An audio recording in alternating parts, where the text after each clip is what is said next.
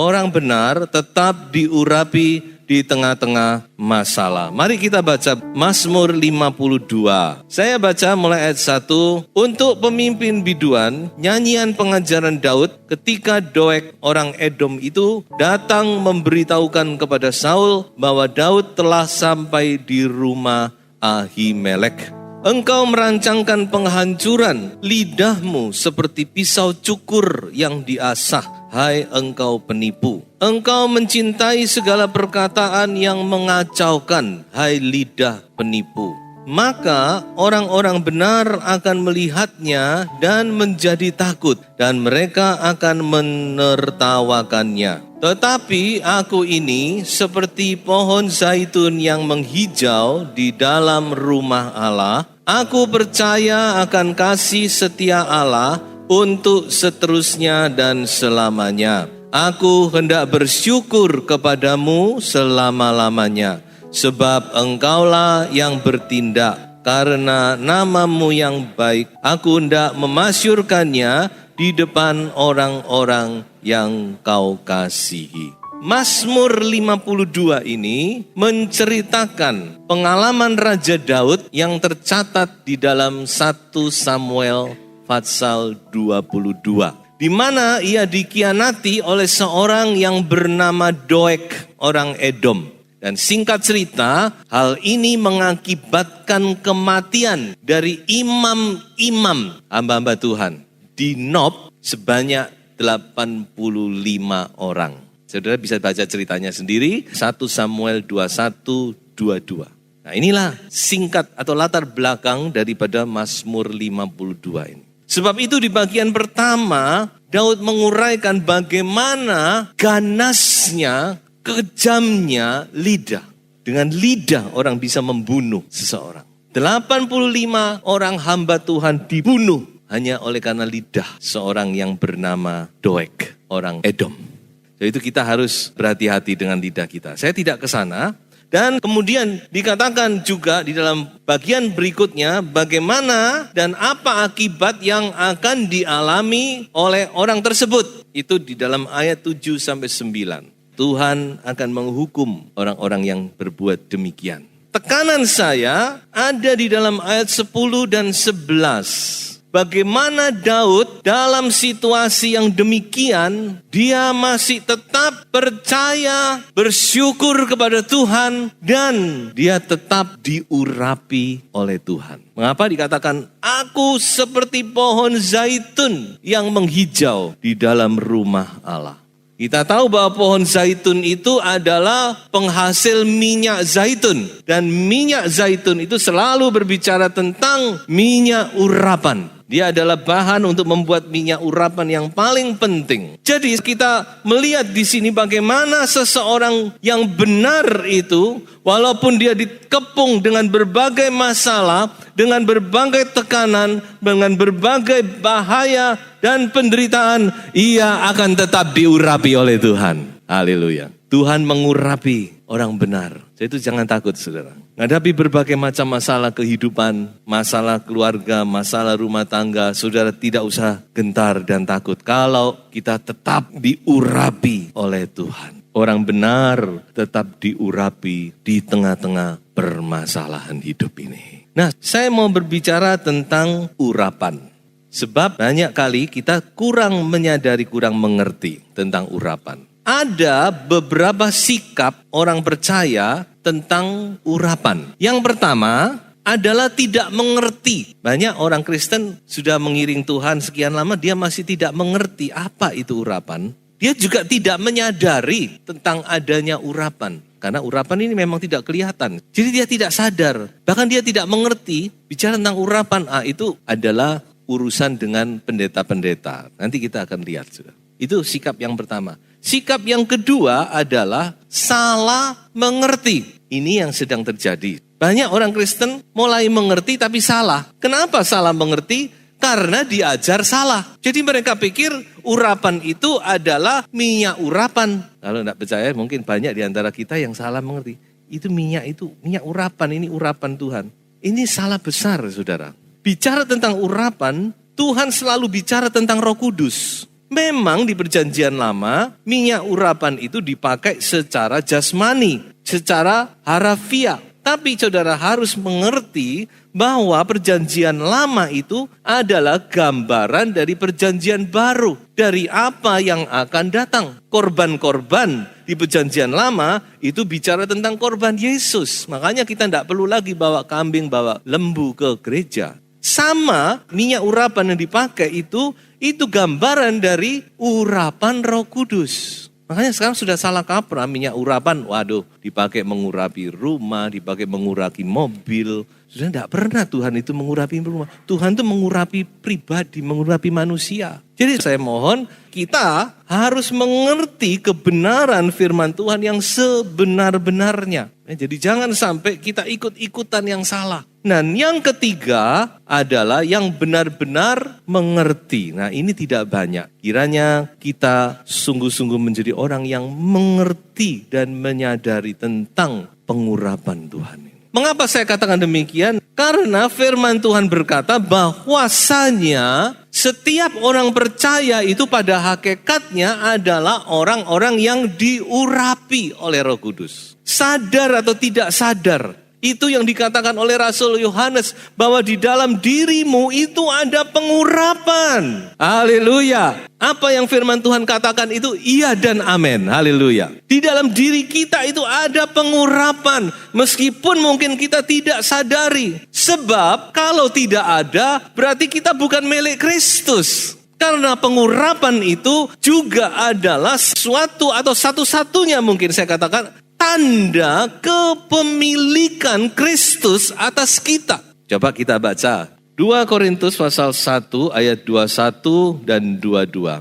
Sebab Dia yang telah meneguhkan kami bersama-sama dengan kamu di dalam Kristus adalah Allah yang telah mengurapi. Ayat berikutnya.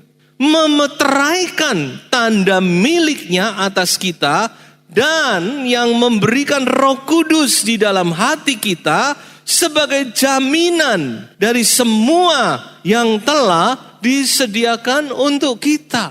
Jadi saudara-saudara firman Tuhan jelas berkata bahwa setiap orang yang dimiliki atau yang menjadi milik dari Kristus, Tuhan itu mengurapi, memeteraikan tanda miliknya. Kalau buku saja kita beri tanda kalau ini milik kita. Apalagi saudara dan saya yang akan menjadi pewaris kerajaan sorga. Dan apa tandanya itu? Adalah pengurapan Allah. Tuhan urapi kita. Sebab itu mungkin kita tidak sadar masa sih Om. Ya itu bukan masalah saudara kroso nggak kroso. Tapi itu kebenaran firman. Seperti keselamatan. Saudara kroso kalau selamat. Nggak kroso bukan? Apa saudara karena selamat bisa berjalan di atas air? Kan tidak.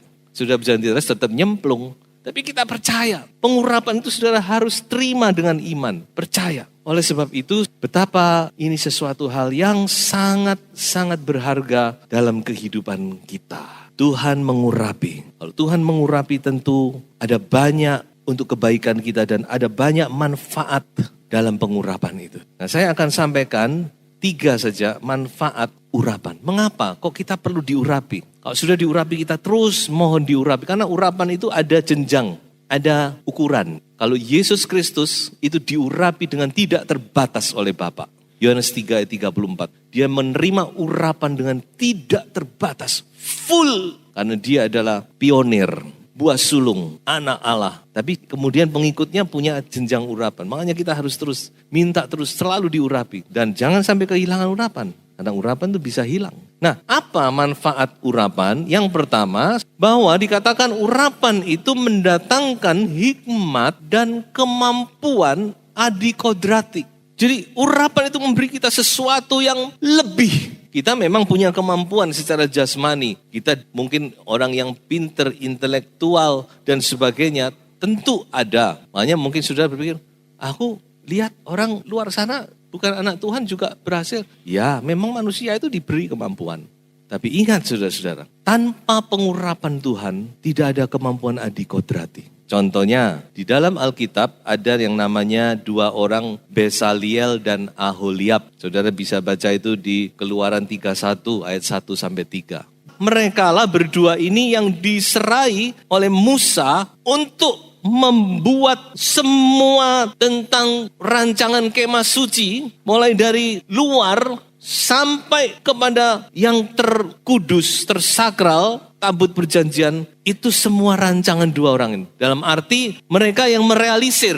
Rancangan memang dari Allah, Tuhan memberikan gambaran. Tapi kalau sudah lihat gambarannya kan masih terbatas, bukan? Misalnya Tuhan kasih tabut ini meja, roti, harus ukurannya sekian, harus ada mahkotanya, harus ada untuk pengusung, untuk bisa diusung dan sebagainya dan sebagainya.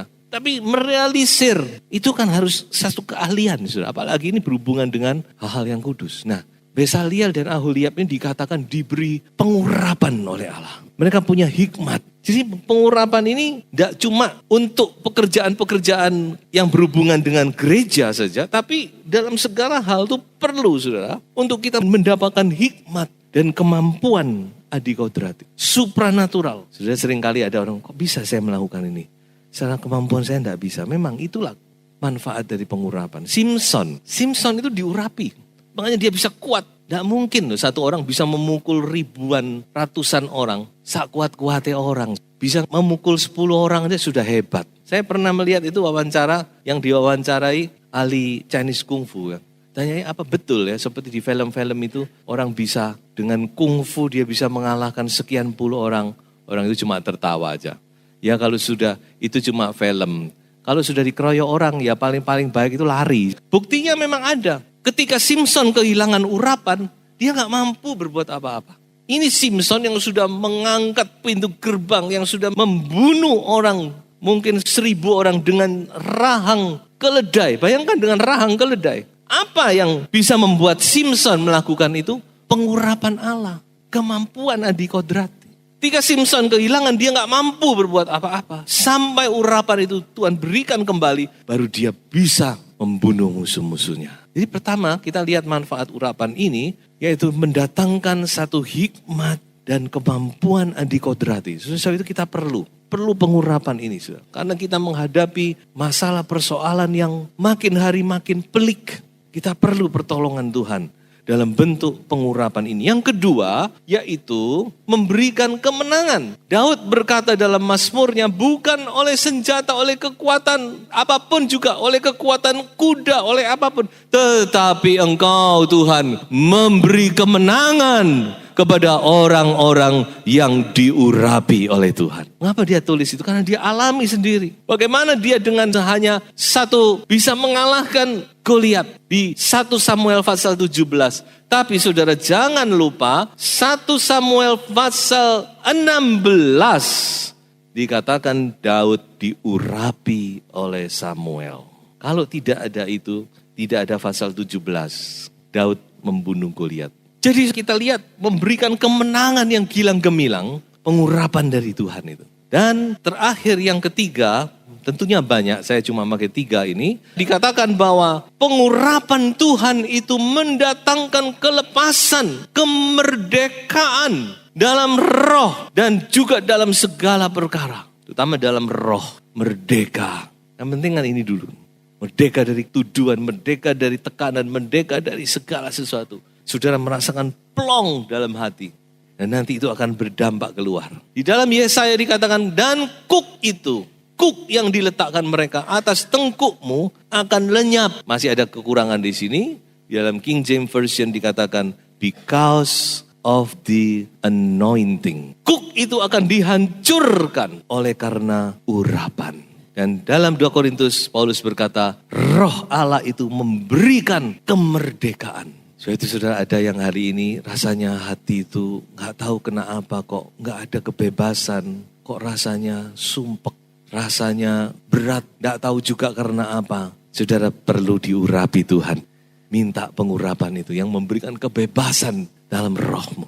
Dan engkau menjadi orang-orang yang sungguh sudah merdeka. Walaupun masalah mungkin masih ada. Tapi saudara adalah orang-orang yang bebas di dalam Tuhan.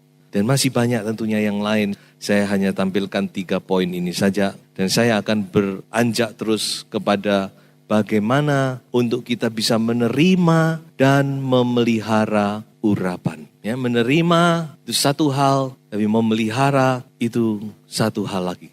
Kita harus minta urapan. Tapi jangan lupa urapan itu harus kita pelihara. Bukan cuma pelihara, tapi kita terus mau bertambah-tambah. Tidak boleh statis, tapi terus maju. Minta urapan Tuhan. Satu hal yang perlu saya tekankan juga. Jadi kalau saudara lihat di dalam tadi manfaat urapan, yang begitu luar biasa, dibutuhkan oleh setiap orang, apalagi kalau Anda seorang pelayan Tuhan. Jadi kalau kita melayani Tuhan, kita justru harus lebih lagi minta urapan dari Tuhan.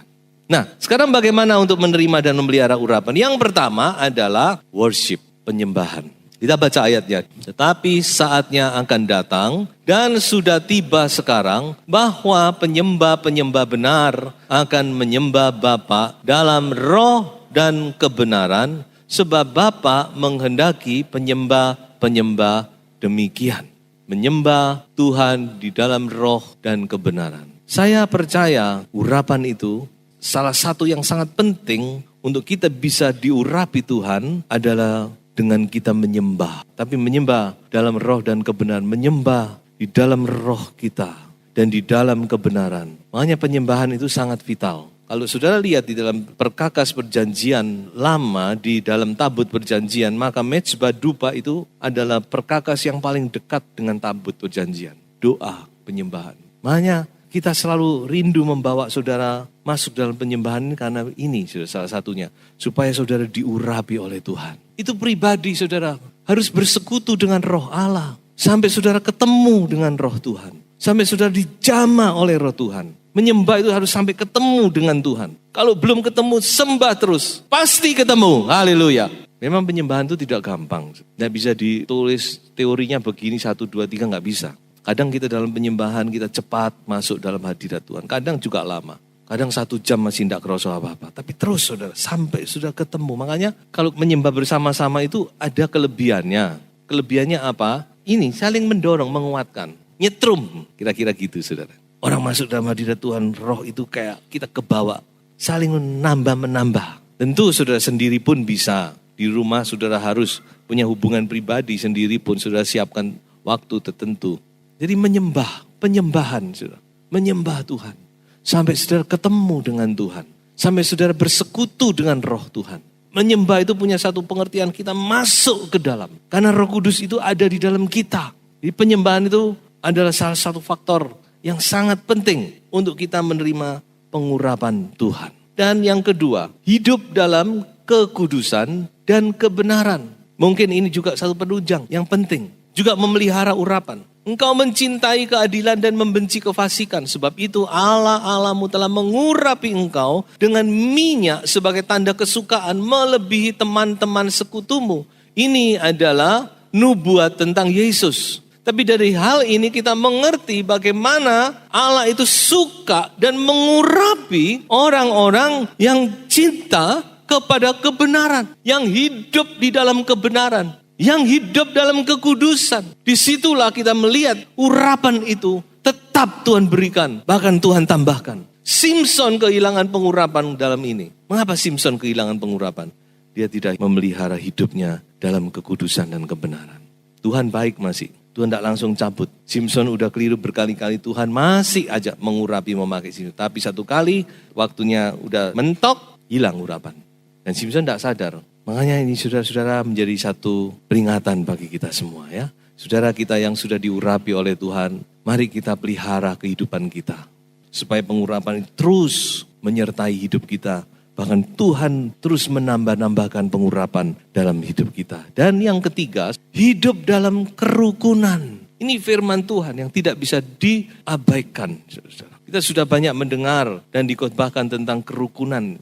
Minyak itu akan mengalir dari kepala, ke janggut, ke leher, kepada jubah. Terus mengalir ke bawah. Bukan cuma sekedar hidup bersama ya. Saudara-saudara diam bersama, tidak titik di situ. Tapi dengan rukun, satu sama lain rukun. Seia sekata, bisa bergaul dengan baik. Betapa indah, betapa menyenangkan. Sampai Tuhan itu mau tidak mau dia harus curahkan minyak ya. Mari kita tingkatkan saudara.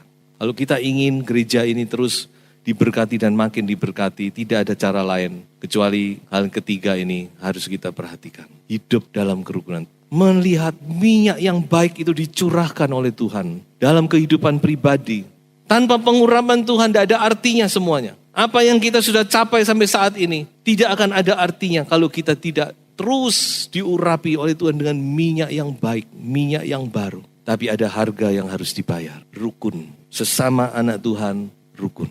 Kalau kita mau melihat urapan itu terus bertambah-tambah dalam kehidupan gereja. Saudara baca Filipi pasal 2. Bagaimana kita harus mencontoh, menteladani Kristus yang merendahkan dirinya. Tuhan, Allah, Raja, semesta alam. Dia menjadi manusia dan menjadi hamba. Itu teladan. Jadi saudara-saudara, ini adalah satu faktor yang sangat penting. Karena gereja itu adalah Roh Kudus. Kekristenan pusatnya di Roh Kudus, di urapan Tuhan. Biarlah kita mau mengerti dan kita terus rindu untuk diurapi dengan minyak yang baru. Saya kunci dengan 2 ayat. Dikatakan oleh Mazmur, tetapi kau tinggikan tandukku seperti tanduk banteng. Aku dituangi dengan minyak baru. I shall be anointed with fresh oil. Haleluya. Minyak yang fresh. Bukan minyak kemarin, tapi fresh. Selalu Tuhan berikan. Dan Tuhan itu adalah Tuhan yang mengurapi. Dan dia selalu mengurapi dengan minyak yang fresh. Ayat yang berikutnya, satu ayat yang sudah tidak asing lagi. Mazmur 23 ayat 5. Engkau mengurapi kepalaku dengan minyak, pialaku penuh melimpah. Diurapan itu adalah bukti dari God's favor. Berarti perkenanan Tuhan, kebaikan Tuhan yang diberikan kepada kita. Salah satu bentuknya adalah pengurapan itu. Dan Tuhan mau mengurapi kita dengan minyak yang fresh. Mari kita mau selalu rindu.